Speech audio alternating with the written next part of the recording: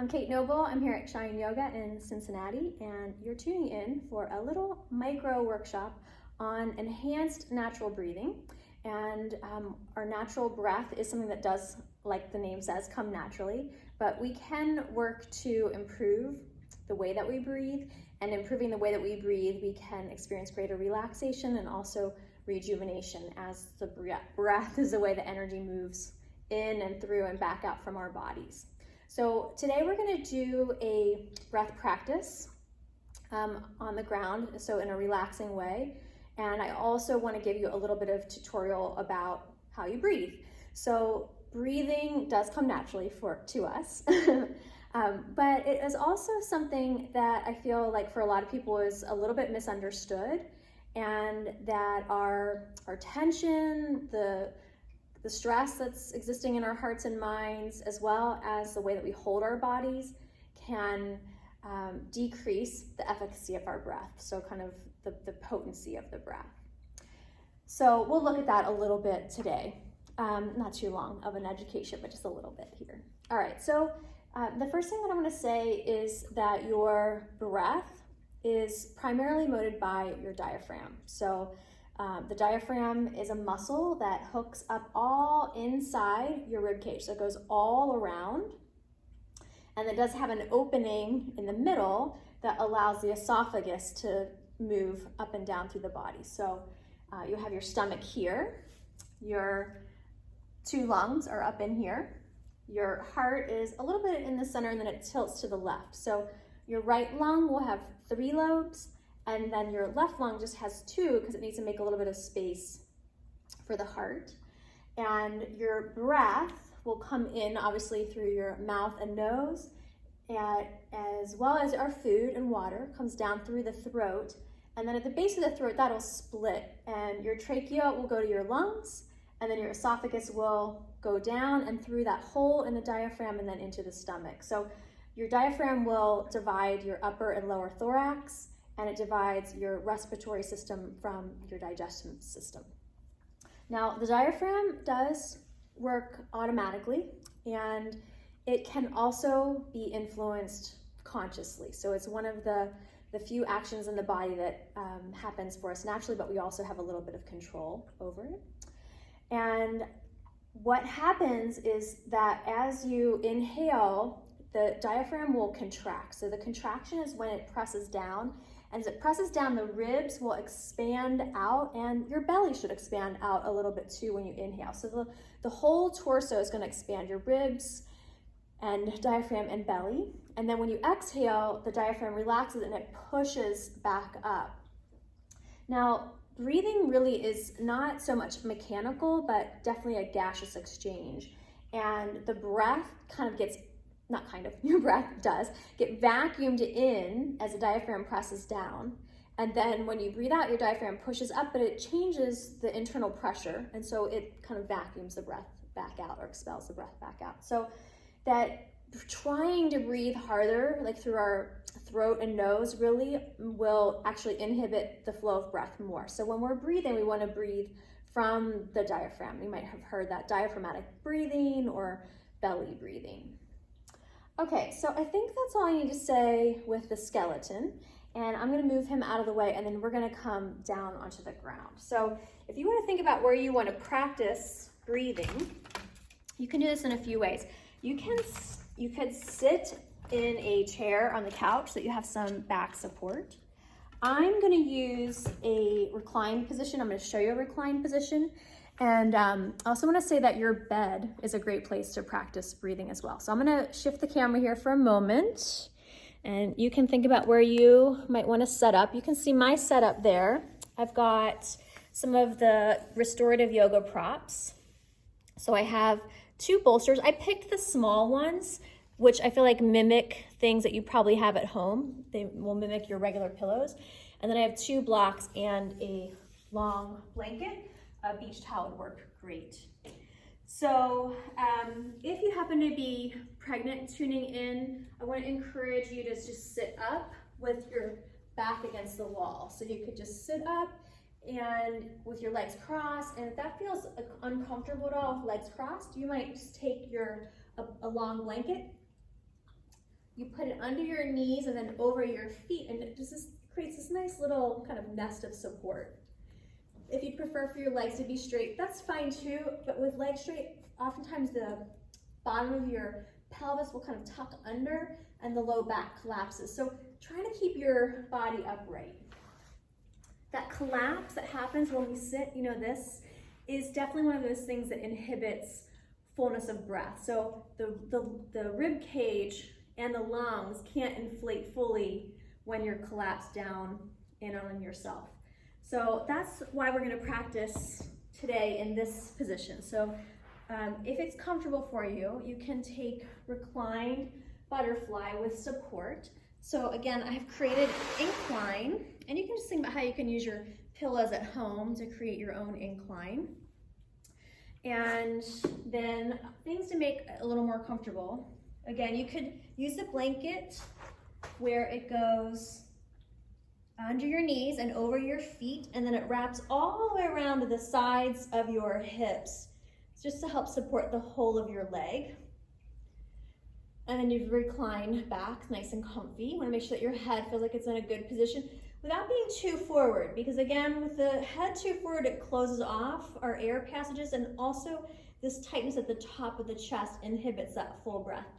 I chose this posture because this one will allow us to really get a sense of opening up the ribs as fully as you can. So your back is supported in a slight arch, and then your shoulders can relax back, and that way both your belly and your heart center can both open as you breathe in and out. Now, if you happen to have yoga blocks at home, they can, or extra pillows, you can just get some couch cushions actually. You can just put them right underneath your thighs and have that support that you need like that. And then again, if you prefer to have your legs straight, if it hurts your knees, bothers your knees, then you can just put a little bit of height underneath your knees with your legs straight. And that tends to feel nice and comfy for people. Now, just so that I can speak better, I'm going to sit up at this point, but I want to encourage you to get into your breathing position. So again, whether you're sitting on your couch or in a chair or with your back against a wall, or you can take that gently inclined position. Reclined, inclined, right? So that you've just got a little incline behind your back. All right, so get comfy, get cozy. And then please bring your hands to your belly, right around your navel. And just begin to take a couple deep breaths here without trying or working or thinking at all about your breath, but just simply to breathe with your hands on your belly. And then allow yourself to notice if you feel any type of movement at all in your body, or if your body feels tight or still. And then shift one hand up to your heart. So it doesn't matter which hand. You have one hand on heart and one hand on belly now. And if you're comfortable to do so, let your eyes close. And again, just come into that place of awareness of your breath. Just allow yourself to focus on how you're breathing, again, without critiquing it or judging it. So we're not looking for good breath or bad breath here, but really to notice the specifics of how you're breathing and how that shifts, and then how that makes you feel as your breathing shifts. Now, I would like for you to have a sense of whether you feel your chest rising and falling, your belly rising and falling, and what that relationship is like. Do they both rise and fall? Does one do so more than the other? And then if there's a pattern, what's the pattern like? Do you breathe into your chest or your belly first? And then bring both hands, one on top of the other, onto your solar plexus. So your solar plexus is right where the bottom of the rib cage meets. So that you've got the sternum and then the soft spot right below. And right there is where your diaphragm will hook in to your body. So it hooks in right along that whole rib line. And as you breathe in now, see if you can have a sense of when you breathe in that you allow your belly to rise as high as it can. And then when you breathe out, that you let it relax. And we'll just go through that a few rounds. Breathing in, allowing belly to rise. And breathing out, encouraging belly to fall. So that we're just breathing in the belly now. We can call this belly breathing. We're going to do this for a few more minutes, and I want to acknowledge the positioning of being reclined back. So for a lot of people, reclining back is going to feel very cozy and relaxing and calming. But reclining back can also bring about feelings of vulnerability. And so there are often times where people have certain traumas where reclining back creates more irritation or agitation. So if that has happened for you, if that happens for you, I want to affirm that you're not unique in that happening, and that maybe sitting up straight would be a better place for you to practice your breath work. But that you will have to think about keeping the top of your heart lifting up and your shoulders pressing back, because reclining back, gravity helps that for us. And then when we're sitting upright, a lot of times the shoulders tend to collapse forward. So in all cases now, as you breathe in, you let your belly rise, and you breathe out, you let your belly fall.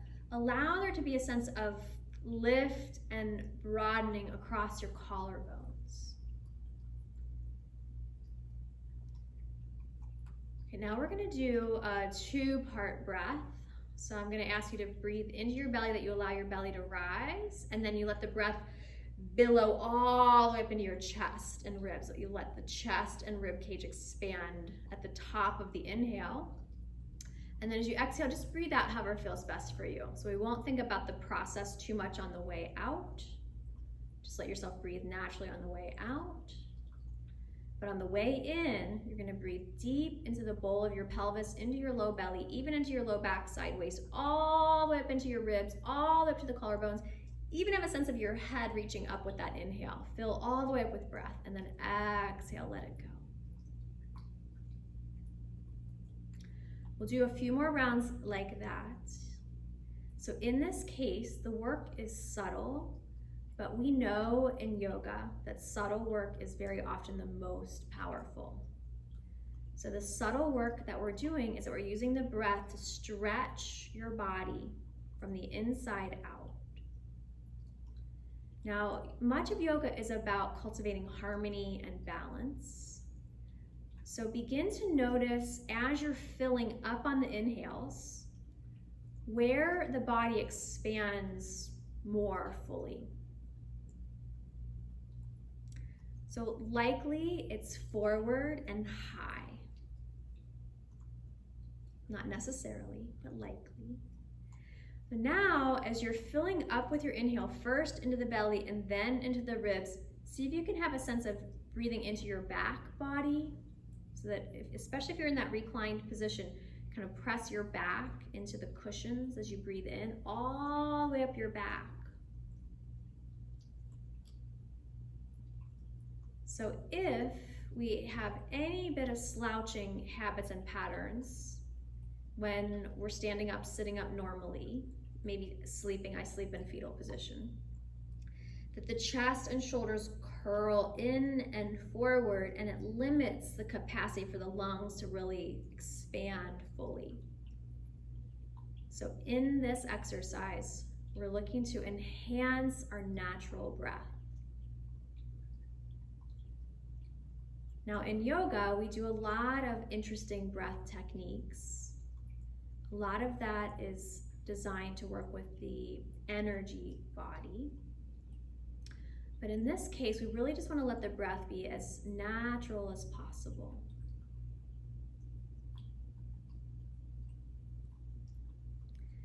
Allow yourself to let go of any intensity that you had in filling up with breath. So just let yourself breathe relaxed, but do have a sense of being patient enough to let your body get all the oxygen it can with one inhale. And then when you breathe out, make sure that it's a complete exhalation, that you take the time to really breathe out fully before you try to receive the next breath in. So now we might start to feel like there's little pauses between the inhalations and the exhalations.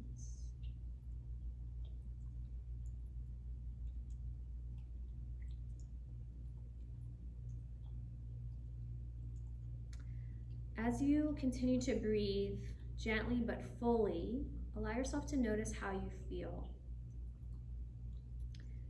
Sometimes changing the rhythm of our breath can cause a little bit of anxiousness because our breath is vital. We can't go more than 2 minutes without a breath. So breath is very important for our physiology. And if we've been in a pattern of breathing for a really long time, and we change that pattern of breathing, there can be a little subconscious discomfort. So if we want to improve our breath, it's important that we're aware of that in our practices, that we honor any discomfort that we have without being critical, and just allow ourselves to be curious about how we might just start to shift the way that we breathe in order to really take advantage of the power of the breath. Remembering what the breath provides. The oxygen that you need for every single cell in your body to thrive. Every single breath, especially the deep, full ones, really kind of massage you a little bit. So they help your lymph move through your body. So your lymph is that essential part of your immune system. So your circulatory and respiratory, cardiorespiratory system is helping to remove what the great yoga teacher Jessica Char calls rubbish. So all the things that we've used up, all the metabolic waste, all the germs that our body has effectively killed. The exhale allows us to process that, to move that waste out, along with our elimination system.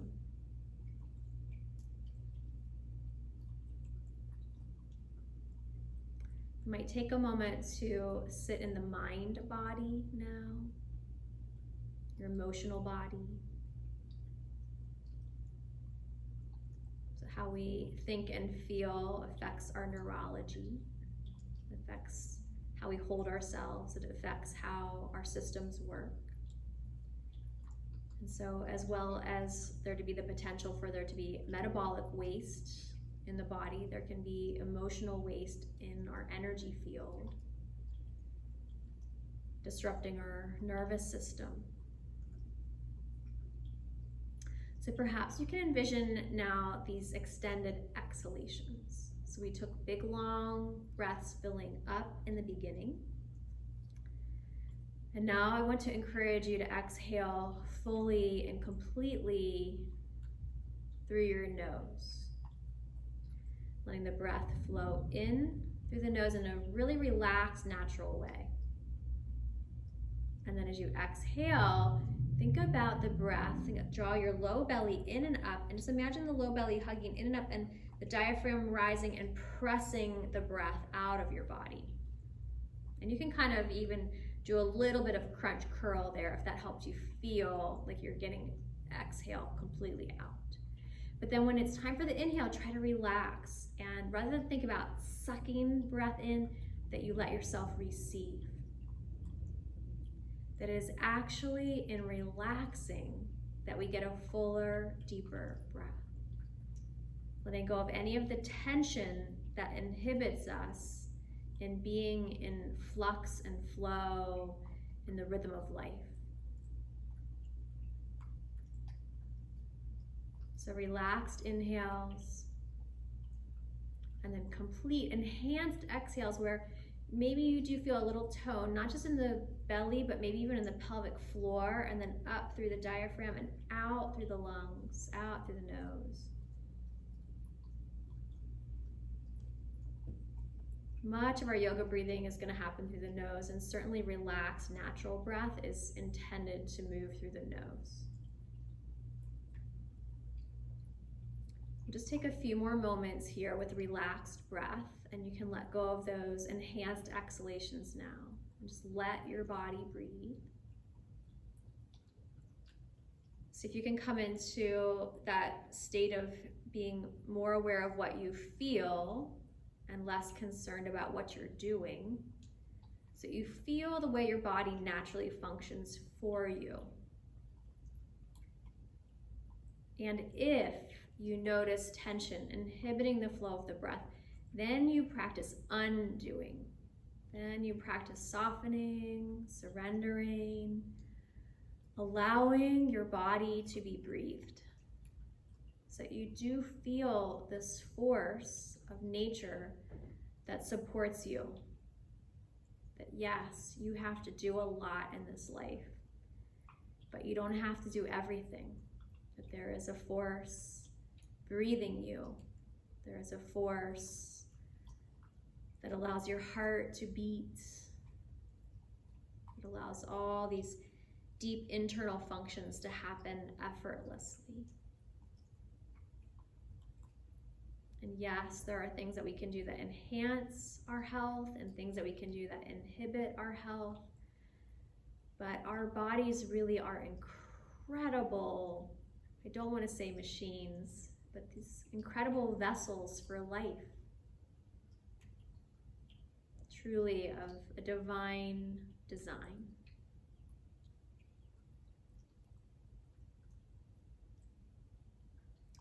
So allow yourself to savor your breath a few more rounds. Before we end the practice, I want to acknowledge that in general, belly breathing is associated with the most natural and relaxed breath. And that chest breathing happens when we're stressed or tense or tight in our physical form. So, this is one of the benefits of really making sure that your upper body in particular is nice and pliable, that you can reach your arms up and out and stretch. Let's bring one hand back to heart and one hand back to belly. And just allow yourself to have this moment of awareness of your physical body and of your energetic body. So if it feels weird to think about energy, just remember that your cells are energy. And if you associate energy with divinity, to acknowledge that, your body and your spirit, your mind and your heart that hold them together. And perhaps just take a moment of gratitude for that which does come naturally. Maybe it's acknowledgement of your breath and your heartbeat. Maybe there's some other things that you don't have to work so hard for either in your life. Maybe you are deeply loved. Maybe you are incredibly curious. Maybe you are naturally passionate.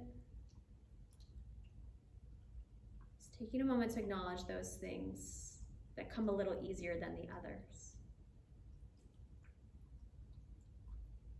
Remembering what you appreciate, what you care about, what you love. And if you've reclined, then I'm going to encourage you to come roll over onto your side and take your time to sit up as we begin to wrap this session up. And if you were sitting, when you sit, our groins can get tight and you might have slouched a little bit. So if you were sitting, I want to just take you through this super short stretch sequence. And if you were reclining and you've gotten up and you're sitting and you want to join us, feel free. If it feels good just to sit there for a moment, do that instead. So again, for the sitters, come to hands and knees. Reach your arms forward and press your chest gently towards the floor as you press your hips up and back behind you.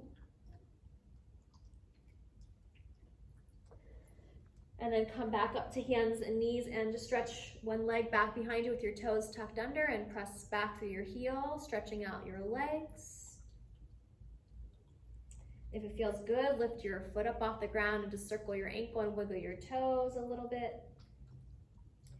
And then same thing, other side. Stretching the leg back, squeezing the knee, reaching back through your heel, staying connected to your breath. Maybe lift the foot up and circle the ankle, and wiggle your toes. And then if child's pose feels good in your body, just press your hips back on your heels. Let your head soften down towards the floor. And if your knees are comfortable there, you can just come up to Vajrasana. So we'll finish this practice now either sitting or low kneeling. Can bring your hands together in front of your heart if you like. Let your eyes close for a moment more. And just feel your breath. And remind yourself that your breath is always here for you. And that truly just taking a minute or two to focus on a more relaxed breath will relax you, but it also helps energy move so that it becomes rejuvenating as well. So we'll finish this mini workshop here. It was lovely to be with you in this way today. I hope that you are well. Take good care.